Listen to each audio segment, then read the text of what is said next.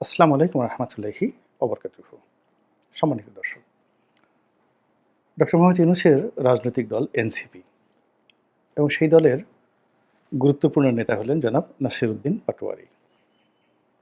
তিনি প্রায় প্রতিদিনই বোমা ফাটানো বক্তব্য দিয়ে যাচ্ছেন এবং তার এক একটি বক্তব্য সারা বাংলাদেশকে তোলপাড় করে দিচ্ছে। এবং তার এই সকল বক্তব্যের মধ্যে আমি অনেক কারণ, অনেক ইতিহাস এবং অনেক যাকে বলা হয় তাৎপর্যপূর্ণ ঘটনা যা কিনা আগামীর বাংলায় ঘটবে তার কিছু নমুনা দেখতে পাচ্ছি।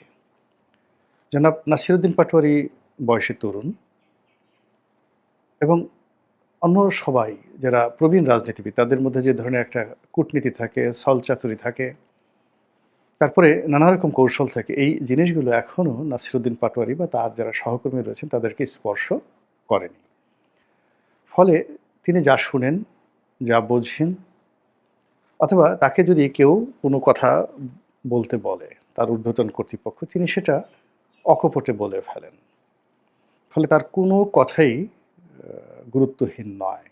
এর কারণ হলো এই কথাগুলো তিনি যদি বলে থাকেন তাহলে হি ইজ অথরাইজড। তাকে এই কথাগুলো বলতে বলা হয়েছে। আর যেভাবে তিনি যে বক্তব্যগুলো দিয়ে যাচ্ছেন সেই বক্তব্যগুলো দেওয়ার রেকর্ড বাংলাদেশে কারোর নেই। ফলে তার এই বক্তব্য দেওয়ার জন্য যদি পেছনে ইনফ্লুয়েন্স না থাকে, অ্যাডভাইস না থাকে, পরামর্শ না থাকে এবং এই ধরনের কথাবার্তা বলার ক্ষেত্রে যদি তাকে প্রমোট করা না হয়, তিনি কক্ষনো এই কথা বলতেন না। যেমন আমি ৩ টি ঘটনা বলি। ১ম ঘটনা হলো তিনি একটি টেলিভিশন টক শোতে বললেন যে বিএনপি ৫০ থেকে ১০০ টি সিট পেতে পারে। আচ্ছা, আপনাদের কি মনে আছে যে আওয়ামী লীগ জমানাতে একটি আ বক্তব্য বেশ ভাইরাল হয়েছিল জনাব সজীব ওয়াজেদ জয়ের ব্যাপারে। ২০১৮ সনের নির্বাচনের আগে তিনি বলেছিলেন যে, "আমার কাছে তথ্য আছে আওয়ামী লীগ আবার ক্ষমতায় আসছে।" তো মূলত জনাব সজীব ওয়াজেদ জয়ের এই বক্তব্যটির কারণে সারা বাংলাদেশে তোলপাড় হয়েছিল, ঠাট্টা মশকরা নানা রকম ট্রল হয়েছিল এবং তাকে সবাই তথ্য বাবা উপাধি দিয়েছিলেন। কিন্তু যদি যে সময়টাতে তিনি এই বক্তব্যটি দিয়েছিলেন, যদি মানুষ অনুধাবন করতেন, মূল্যায়ন করতেন, বুঝতে পারতেন, তাহলে সতর্ক হলে এই দুর্ঘটনা ঘটতো না। অর্থাৎ তিনি ২০১৮ সালের নির্বাচনের প্রায় ২ বছর আগে এই কথাগুলো বলেছিলেন। যখন থেকে মূলত আওয়ামী লীগ সরকার দেশি বিদেশি তাদের যে এজেন্ট রয়েছে তাদের মাধ্যমে একটা মাস্টার প্ল্যান করছিল ২০১৮ সালে রাতের ভোটের ব্যাপারে। এবং জনাব সজীব ওয়াজেদ জয় যেহেতু তরুণ এবং তিনি যেহেতু রাজনীতির সেই যে কূটকৌশল এগুলো বুঝেন না। ফলে এই ধরনের কোনো বৈঠকে তিনি ছিলেন, আলোচনা হয়েছে অথবা তার কাছে রিপোর্ট করা হয়েছে, তিনি সেই কথাটা অকপটে তার মতো করে বলে ফেলেছেন। যেমন ধরুন ২০১৮ সনের যে নির্বাচন, সেই নির্বাচনটা একটা সাধারণ নির্বাচন হবে। এজন্য পুলিশের একটা ব্যাপক প্রস্তুতি ছিল। এবং আমাকে সেই ২০১৮ সনের ৩-৪ বছর আগে পুলিশের একজন এএসপি আমাদের গ্রামের, তিনি আসলেন বয়সে আমাদের চেয়ে বড় এবং আমাদের স্কুলে কিছুদিন শিক্ষকতা করিয়েছেন। তিনি আমাকে বললেন যে, "ভাই তোমাকে একটা কথা বলি, আ ভুলেও তুমি নির্বাচনের ব্যাপারে বিএনপিতে যেও না বা স্বতন্ত্র ইলেকশন করার চেষ্টা করো না। এই প্ল্যান।" তো এটা তো আমাকে ৩ বছর আগে ২০১৮ ৩ বছর আগে বলেছেন। তার ১ বছর পরে যাকে বলা হয় জনাব সজীব ওয়াজেদ জয় বলেছেন। আর ২ বছর পরে গিয়ে অর্থাৎ ১৮ সনে গিয়ে আমি বিএনপিতে যোগদান করে জীবনের যে শিক্ষা পেয়েছি, এই শিক্ষা আমি কিয়ামত পর্যন্ত ভুলতে পারব না। আমি আল্লাহর কাছে বলেছি যে, "আল্লাহ শুধু জানটা নিয়ে এখানে আমাকে একটু বাঁচাও। ইলেকশনের নাম আর রাজনীতির নাম জীবনে আনব না।" কেঁদে কেটে বলেছি ২০১৮ সনের নির্বাচনের সেই মাঠে। কিন্তু যদি আজকের মতো আমার বোধ থাকতো, বুদ্ধি থাকতো তাহলে আমি ওই যে আমার যে পুলিশের বড় ভাই, আমার স্কুলের বড় ভাই, তার কথা শুনতাম। সজীব ওয়াজেদ জয়ের এই বক্তব্যকে উল্টিয়ে পাল্টিয়ে আমি মন্তব্য মানে বোঝার চেষ্টা করতাম এবং সে অনুযায়ী প্রস্তুতি নিলে আমার জীবনে ২০১৮ সনের দুর্ভোগ দুর্দশা হতো না। যেটা আমার বাড়ি গেছে, গাড়ি গেছে, ব্যবসা গেছে, বাণিজ্য গেছে, যৌবন গেছে, সবকিছু তছনছ হয়ে গেছে ২০১৮ সনের একটা নির্বাচনে। তো এখন এই যে নাসিরউদ্দিন পাটোয়ারি, তো যেহেতু তিনি একটা কিংস পার্টির বড় কর্তা, ফলে এই কিংস পার্টিকে আপনি চিন্তা করেন যে নাহিদ, তো নাহিদ মন্ত্রী ছিল, একেবারে ফুল মিনিস্টার ছিল। তো তাকে যখন বলা হলো তুমি একটা রাজনৈতিক দল গঠন করে এনসিপি এবং সেটার সভাপতি তুমি। সে নিঃসন্দেহে বুঝেছে যে সভাপতি হিসেবে তার যে ভবিষ্যৎ মন্ত্রীর ভবিষ্যতের চেয়ে বেশি। ২ নম্বর হলো তার কনফিডেন্সটা এভাবে গ্রো করেছে যে এই কাজের মাধ্যমে তার বরকত আসবে এবং সে লাভজনক অবস্থায় থাকবে এবং এখন আপনি দেখেন যখন আ যমুনাতে বৈঠক হয়, জামাতের আমির, তারপরে সালাউদ্দিন সাহেব, মির্জা ফখরুলের মতো মানুষ যখন নাহিদের সাথে হ্যান্ডশেক করে নিজেদেরকে ধন্য মনে করেন এবং নাহিদ দাঁড়িয়ে থাকেন এবং বাকি সবাই এগিয়ে গিয়ে তাকে কেউ বুকে জড়িয়ে ধরেন, তার সঙ্গে কেউ হ্যান্ডশেক করেন এবং সবাই এমনভাবে হাসাহাসি করেন যেন তিনি রাজপুত্র, প্রিন্স অফ ওয়েলস। তো এটা তো নাহিদ বুঝতে পারার পরেই এই ১ বছর পরে যে ঘটনা হবে এটা জানার পরে, বুঝার পরে অনেক আগে কনভিন্স হওয়ার পর তারপর নাহিদ এনসিপি গঠন করেছে। আদারওয়াইজ তো সে বলত যে না ঠিক আছে এটা ইন্টারিম গভর্নমেন্ট যে কয়দিন আছি মন্ত্রী হিসেবে থেকে বাকি জীবন আরাম-আয়েশে কাটিয়ে তারপর বিদেশে কোথাও চলে যাবে। এটা তো স্বাভাবিক। তো এখানে যে এসেছে সে নিশ্চিত না হয়ে আসেনি। একইভাবে এনসিপিতে অন্যান্য যে সকল কর্তা ব্যক্তি রয়েছে সেটা আক্তার বলেন কিংবা ওই যে বিদেশ থেকে যে মেয়েটা আসছে ডাক্তার আম তো তিনি কিংবা এই নাসিরুদ্দিন পাটোয়ারি। তো তারা যদি একেবারে শতভাগ নিশ্চিত না হতেন, তারা এখানে আসতেন না। তারা একটা নির্দিষ্ট গোল নিয়ে এসেছেন, ইতিহাস নিয়ে এসেছেন, ঐতিহ্য নিয়ে এসেছেন, আশ্বাস নিয়ে এসেছেন। সব মিলিয়ে তারা আসছেন। তো এক্ষেত্রে তাদের ইন্টারনালি অনেকগুলো আলাপ আলোচনা হয়। যেমন ধরেন গোপালগঞ্জে যে ঘটনাটা ঘটল। এখন এই গোপালগঞ্জে এই ঘটনাটা ঘটবে, এটার জন্য কি ২ মাস আগে থেকে আপনার কি মনে হয়? তাদের একটা প্রস্তুতি ছিল না? এখানে তাদেরকে একটা অ্যাসুরেন্স ছিল না যে তোমরা ওখানে গেলে এই কথাগুলো বললে, এই কাণ্ডগুলো ঘটালে এরকম একটা পরিবেশ হবে এবং আমরা সেটা নিয়ন্ত্রণ করব। এখন বাইরে যা কিছুই হচ্ছে এর পেছনে কিন্তু একটা ইতিহাস রয়েছে।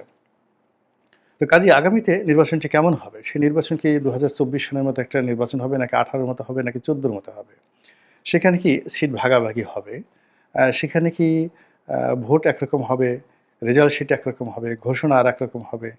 এরকম জিনিসগুলো যেগুলো অতীতে হয়ে গেছে, এর মধ্যে নাকি ইউনিক কিছু একটা হবে। এগুলো নিয়ে তো নিঃসন্দেহে সরকারের যারা কর্তা ব্যক্তি তাদের মধ্যে আলাপ আলোচনা হয় এবং সেই আলাপ আলোচনায় কার কত সিট হলে ভালো হয়, একটা দুর্বল পার্লামেন্ট হয় বা কিভাবে পিয়ার পদ্ধতি হয়, কিভাবে একটা দলকে নিয়ন্ত্রণ করা যায়, এই জিনিসগুলো নিয়ে তো খোলামেলা আলোচনা নিশ্চয়ই হয় এবং এরকমই একটি আলোচনার যে বক্তব্য হয়তো তিনি বলে ফেলেছেন যে বিএনপিকে ৫০ থেকে ১০০ টা সিট এর বেশি বিএনপি পাবে না। মানে বিএনপিকে দেওয়া হবে না। আর এখন যে অবস্থা হয়ে গেছে এখন তো ৫০ সিটের নিচে নেমে গেছে। ৩০ থেকে ৩৫ সিটে চলে আসছে। যদি ঐরকম কোনো সাজানো নির্বাচনের মধ্যে বিএনপি পা দেয়। তো কাজেই নাসিরুদ্দিন পাটোয়ারি সেই যে বক্তব্যটি এটি অনেকে ট্রল করেছেন যে এটা কি ধরনের কথা বলে? নির্বাচন হলে যেখানে ২৮০ সিট বিএনপি পাবে, জামাত মাঠে দাঁড়াতে পারবে না, সেখানে ৫০ টা সিটের কথা বলে। ইট মিনস মানে সেই ভদ্রলোক জনাব নাসিরুদ্দিন পাটোয়ারি যে কথাগুলো বলেছেন, সেই বক্তব্যের প্রেক্ষাপট পিছনের দিকে আমরা চিন্তা করিনি। এখন তার ২য় বক্তব্য আসেন। তিনি সালাউদ্দিন সাহেবকে নিয়ে গালাগালি করলেন। বিএনপির একেবারে তারেক রহমান সাহেবের দক্ষিণহস্ত, তারেক রহমান সাহেবের টিচার। মানে এখানে একটা সময় গিয়াসউদ্দিন আল মামুন, হারিছ চৌধুরী, আ তারপরে শেষে এহসানুল হক মিলন মানে হাওয়া ভবন কেন্দ্রিক যে ২০ জনের একটা টিম ছিল, তো সেই টিমের যে সবচেয়ে পাওয়ারফুল লোকটি ছিলেন জনাব তারেক রহমান সাহেব। এখন হাওয়া ভবন নেই কিন্তু তারেক রহমান সাহেবকে বাংলাদেশে রিপ্রেজেন্ট করার ক্ষেত্রে যে টোটাল একটা চাঙ্ক রয়েছে, একটা গ্রুপ রয়েছে, এই গ্রুপের সবচেয়ে প্রধান ব্যক্তি হলেন জনাব সালাউদ্দিন সাহেব। তো সেই সালাউদ্দিন সাহেবকে নিয়ে তার জন্মভূমি, তার নির্বাচনী এলাকা, তার যাকে বলে ক্ষমতার কেন্দ্র, সেই কক্সবাজারে গিয়ে তিনি অকথ্য ভাষায় গালাগালি দিয়ে আসলেন। অকথ্য ভাষায় তাকে অভিযুক্ত করলেন। তাকে মাফিয়া বললেন, ডন বললেন, ভারতের এজেন্ট বললেন। তাকে আ যাকে বলা হয় আম এই চিংড়ি ঘের দখলকারী বললেন। আরো অনেক কিছু। আপনার কি মনে হয়? জনাব নাসিরুদ্দিন পাটোয়ারি না বুঝেই কথাগুলো বলেছেন? বা তাকে এই কথাগুলো বলার পরে যে প্রতিক্রিয়া তৈরি হবে, সেই প্রতিক্রিয়া থেকে তাকে বাঁচানোর জন্য রাষ্ট্রর পক্ষ থেকে কোনো গ্যারান্টি না থাকলে তিনি এই কথা বলবেন আপনার কাছে কি মনে হয়? তার নাক দিয়ে কি এখনো দুধ গলে? I do not think so. ফলে তিনি যেটা বলেছেন সালাউদ্দিন সাহেব সম্পর্কে এখন এই কথাগুলোই জামাতের বিভিন্ন পেজ থেকে, তারপরে জামাতের বিভিন্ন মহল থেকে সালাউদ্দিন সাহেবের বিরুদ্ধে যে বক্তব্য দেওয়া হচ্ছে এবং তাকে যেভাবে কালার্ড করা হচ্ছে, কলঙ্কিত করা হচ্ছে, এই ভদ্রলোকের রাজনীতি সামনে দাঁড়াবে মান মর্যাদা নিয়ে এবং তিনি সামনে ভালো কিছু করবেন সেটা মোটামুটি শেষ হয়ে গেছে। It is impossible. তো কাজেই এই যে নাসিরুদ্দিন পাটোয়ারি সাহেব যে কথাগুলো বলেছেন সেটা সবাই নেতিবাচক নিলেও বা সবাই এটাকে খুব মানে অবুঝের যাকে বলা হয় আ বালখিল্য মনে করল, আমি সেটা কখনোই মনে করিনি। ফলে উনার বক্তব্যের পরপরই কিন্তু আমি ভিডিও বানিয়েছিলাম। আর আগে কখনো আমি এনসিপি বা নাসিরুদ্দিন পাটোয়ারি বা নাহিদ উনাদেরকে নিয়ে কখনো ভিডিও বানাই নাই। কিন্তু এখন তারা এতটা গুরুত্বপূর্ণ হয়ে গেছেন, তারা এখন তারেক রহমান সাহেবের চেয়ে গুরুত্বপূর্ণ হয়ে গেছেন বাংলাদেশের রাজনীতিতে। কাজেই তাদেরকে নিয়ে কথা বলতে হবে। তো এই গেল তার ২য় বক্তব্য এবং ৩য় যে বক্তব্যটি যেটি নিয়ে আজকে এখানে আ আলোচনা করব সেটি হলো তিনি লুৎফুজ্জামান বাবর। তো লুৎফুজ্জামান বাবরকে কেন্দ্র করে বিএনপির মধ্যে একটা বলয় আছে, জামাতের মধ্যে একটা বলয় আছে এবং তিনি জেল থেকে বের হওয়ার পর যে পরিবেশ পরিস্থিতিতে তিনি পড়েছেন, এটা তার জন্য খুবই বিব্রতকর। এর কারণ হলো তিনি তো একেবারে ফাঁসির আসামি ছিলেন। তো সেখান থেকে জুলাই আগস্ট বিপ্লবের কারণে তিনি বের হয়েছেন এবং জেলখানায় যতদিন ছিলেন আমরা মনে করতাম তার সঙ্গে তারেক রহমান সাহেবের ডাইরেক্ট যোগাযোগ রয়েছে। তিনি হাওয়া ভবনের ডাইরেক্ট লোক, তারেক রহমানের লোক এবং তাদের সুখ-দুঃখ, টাকা-পয়সা, ধন-সম্পদ এসবই তারা বিভিন্ন সময় একে অপরের প্রয়োজনে ব্যবহার করেছেন। একটা আমদুধের সম্পর্ক। তো সেক্ষেত্রে জেল থেকে বেরোনোর পরে আমরা যেটা লক্ষ্য করলাম যে বিএনপিতে তিনি পাত্তা পাচ্ছেন না। তিনি বেগম জিয়ার সঙ্গে দেখা করতে গিয়ে তাকে দাঁড়িয়ে থাকতে হচ্ছে। দেখা করতে পেরেছেন কিনা আমরা জানি না। তারপরে ময়মনসিংহ, নেত্রকোনা, জামালপুর এই অঞ্চলে যে তার একছত্র আধিপত্য ছিল সেখানে তার পরিবর্তে কায়সার কামাল সাহেবকে সেট করা হয়েছে। তিনি সেখানে দাঁড়াতে পারছেন না। পত্রপত্রিকায় আসছে যে তিনি জামাতে যাবেন। এবং তিনি 111 এর সময় আ ইন্টারোগেশনে তারেক রহমানের বিরুদ্ধে কি কথাগুলো বলছেন সেগুলো আবার এখন সামনে নিয়ে আসছেন। ইট মিনস তার কোনো রাজনৈতিক ভবিষ্যৎ নেই। ২ নম্বর হলো যে আ বিএনপিতে তার যে অবস্থান নেই তিনি চেষ্টা করছেন বিএনপির সঙ্গে লেগে থাকার কিন্তু তারেক রহমান সাহেব তাকে এখন খরচের খাতায় ফেলে দিয়েছেন। এটা হলো রিয়ালিটি। তো সেক্ষেত্রে তাকে নিয়ে আ নাসিরুদ্দিন পাটোয়ারি এই কথা বললেন কেন? এখানে কয়েকটি কারণ। ১ম কারণ হলো যে তিনি এখন বিএনপির রাজনীতিতে অগুরুত্বপূর্ণ। জামাতে নেওয়ার কথাবার্তা হচ্ছে, যাওয়ার কথাবার্তা হচ্ছে কিন্তু জামাত তাকে নেবে কিনা বা তিনি আসবেন কিনা আ সেটা বড় কথা নয়। মূল ব্যাপার হলো তিনি তার নির্বাচনী এলাকায় অসম্ভব জনপ্রিয়। শুধু তার নির্বাচনী এলাকা না, পুরো নেত্রকোনার তে তার জনপ্রিয়তা রয়েছে। জামালপুরে তার জনপ্রিয়তা রয়েছে। ময়মনসিংহের একটি অংশে তার জনপ্রিয়তা রয়েছে। তো এই যে জনপ্রিয়তা তার যে আছে, এটাকে আঘাত করাটা এখন যাকে বলা হয় এনসিপির একটা দায়িত্ব এবং কর্তব্যের মধ্যে পড়েছে। এর অনেক রাজনৈতিক হিসাব রয়েছে, সমীকরণ রয়েছে। আমি ওদিকে যাব না। ২য় যে বিষয়টি হলো যে তার কর্মকাণ্ডকে উপলক্ষ করে যদি বিএনপিকে দুর্বল করা যায় এবং বিএনপিকে ছোট করা যায়, নাজেহাল করা যায়, তাহলে বিএনপির ২ কুল গেল। প্রথমত হলো যে ভয় যে কারণে তারা এখন জনাব লুৎফুজ্জামান বাবরকে দূরে রাখছেন, ঠিক সেই কারণটি এখন সামনে নিয়ে আসছে। বিএনপির জমানাতে যে কাজগুলো খুব যাকে বলা হয় আ চারিদিকে বদনাম ছড়িয়েছিল। তার এর মধ্যে ১ নম্বর হাওয়া ভবন, ২ নম্বরে খাম্বা, ৩ নম্বরে হলো আ সেই ২১ আগস্টের গ্রেনেড হামলা, আর ৪ নম্বর হলো এই ১০ ট্রাক অস্ত্র মামলা। তো ১০ ট্রাক অস্ত্র মামলার সঙ্গে আ চীন জড়িত, ভারত জড়িত, এমনকি আরো অনেকে জড়িত। এবং এটি আমাদের অর্থনীতির জন্য, কূটনীতির জন্য, রাজনীতির জন্য একটা মহা পরাজয় এবং কলঙ্ক। এবং এই বিষয়টা নিয়ে ১০ ট্রাক মামলা নিয়ে যত বেশি আলোচনা করবে বিএনপি জামাতের লোক, এনসিপির লোক, তত বেশি বিএনপির মুখে তালা লাগবে। বিএনপি এটা নিয়ে কোনো কথা বলতে পারবে না। যদি বলা হয় ১০ ট্রাক অস্ত্র তারা এনেছে, আ মূলত এটা তারা অস্ত্র-শস্ত্র চালানি করত। বিএনপির একটা গ্রুপ অফ লোক, টক টু লো, এই রেগুলার তারা অস্ত্র-শস্ত্র চালানি করত। এরকম একটা রাষ্ট্রীয় ক্ষমতা ব্যবহার করে চায়না থেকে অস্ত্র এনে বিভিন্ন লোকের কাছে তারা এই অস্ত্র-শস্ত্র চালানি করত, দাউদ ইব্রাহিমের মতো কিংবা হাজী মাস্টারের মতো। বিএনপি কি বলবে বলেন তো? এই অস্ত্র তো ধরা পড়েছে।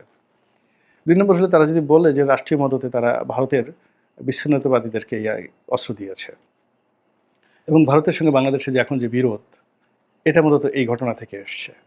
আওয়ামী লীগের ১৫ বর্ষের যে শাসন 111 মূলত এই ১০ ট্রাক মামলা থেকে এসছে এবং এই কাজটি করেছে বিএনপি, লুৎফুজ্জামান বাবর। কি জবাব দিবে বলেন তো? যদি বলা হয় যে এই কাজটি করে তারা পুরো বাংলাদেশের যে খ্যাতি, সুনাম এটা ভুলুণ্ঠিত করেছে যে একটা রাষ্ট্র ইরান এবং আমেরিকা যেভাবে কন্ট্রা কেলেঙ্কারি, তার চেয়ে বড় কেলেঙ্কারি বাংলাদেশের জন্য এই ১০ ট্রাক অস্ত্র মামলা। এবং সেই বিষয়টিকে টিটকারি করার জন্য জনাব নাসিরউদ্দিন পাটোয়ারি যেভাবে নেত্রকোনাতে গিয়ে অর্থাৎ সেই যে লুৎফুজ্জামান বাবরের কলিজার মধ্যে গিয়ে তিনি যেভাবে প্রশ্ন করেছেন যে ঘোড়া ডিম পারেন না সেটা করতে গেছেন কেন?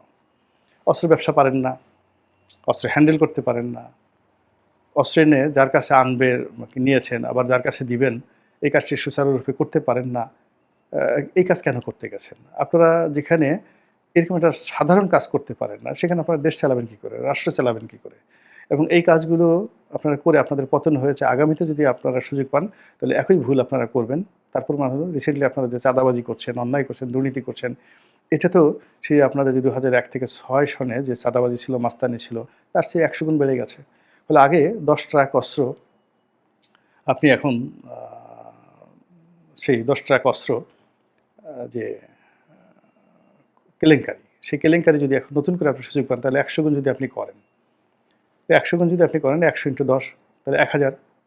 তো ১০০০ ট্রাক অস্ত্র, ১০ ট্রাক মানে ১০০০ ট্রাক অস্ত্র আপনি এখন পাচার করবেন, ব্যবসা করবেন, সামাল দিবেন। এই যে দেখুন আলোচনাটা তারা কোথায় নিয়ে যাচ্ছে। মানে নাসিরউদ্দিন পাটোয়ারি যে কাজটা করলেন, ঠিক সেম কাজটা কালকে দেখবেন পিনাকি একটা ভিডিও বানিয়ে ফেলেছে। তারপরে জামাতের বিভিন্ন যাকে বলা হয় পেজ থেকে এই অস্ত্রে কত কমিশন আসছে, তারপরে এই অস্ত্র কোন কোম্পানির মাধ্যমে হয়েছে, এসব ন্যারেটিভগুলো তৈরি করে তথ্য মানে সেটা সত্য হোক মিথ্যা হোক তৈরি করে কার পকেটে কত টাকা গেছে, কি হয়েছে ইত্যাদি সব মিলিয়ে বিরাট একটা কাব্য এমনভাবে তুলে ধরা হবে, মনে হবে যে সে এই অস্ত্র বেচার টাকা দিয়েই ওই উনি মানে যাকে বলা হয় এখন লুৎফুজ্জামান বাবর তার সংসার চলছে। ওই টাকা দিয়ে তিনি এই যাবৎ জেলখানাতে ছিলেন। ওই টাকা দিয়ে লন্ডনে তারেক রহমান সাহেব যে সে এলাকাতে যে থাকেন কিংস্টন, সেখানে তার যে বাসা ভাড়া যদি ৭ লাখ বা ৮ লাখ টাকার নিচে তো ওখানে বাসা ভাড়া নেই। ১০ লাখ টাকা, এখন আরও বেশি ১০ লাখ টাকার বেশি হবে বাসা ভাড়া। তো সে বাসায় তিনি থাকেন এই টাকা দিয়েই। তো এই যে ন্যারেটিভ যদি আপনি এভাবে তৈরি করেন, আপনি বিএনপি কি জবাব দেবে বলেন তো? আপনি ধরেন বিএনপির একজন নেতা। তাহলে এখন এই যে মানে যখন একটা সমস্যা আসে আমরা ১০ ট্রাক অস্ত্র মামলা নিয়ে আবারও সেই খোঁটানা শুরু হয়ে গেল তারেক রহমান ও বাবরের। এনসিপির যে সকল নেতৃবৃন্দ যে সকল কথাবার্তা এখন বলছেন, আমি বিএনপির যারা নেতৃবৃন্দ রয়েছেন, আওয়ামী লীগের যারা রয়েছেন, জামাতে রয়েছেন, মানে তাদের বিরুদ্ধে যদি যায়, প্লিজ আপনি এদেরকে তাচ্ছিল্য করবেন না। এদের প্রতিটি কথার পেছনে অনেক সুদূর প্রসারী পরিকল্পনা রয়েছে। আপনার আমার সৌভাগ্য যে তারা চালাকি করে এই কথাগুলো হজম না করে আপনার আমার দিকে ছুড়ে দিচ্ছেন। আল্লাহ আমাদের সবাইকে হেদায়েত দান করুন এবং হেফাজত করুন। আসসালামু আলাইকুম ওয়া রাহমাতুল্লাহি ওয়া বারাকাতুহু।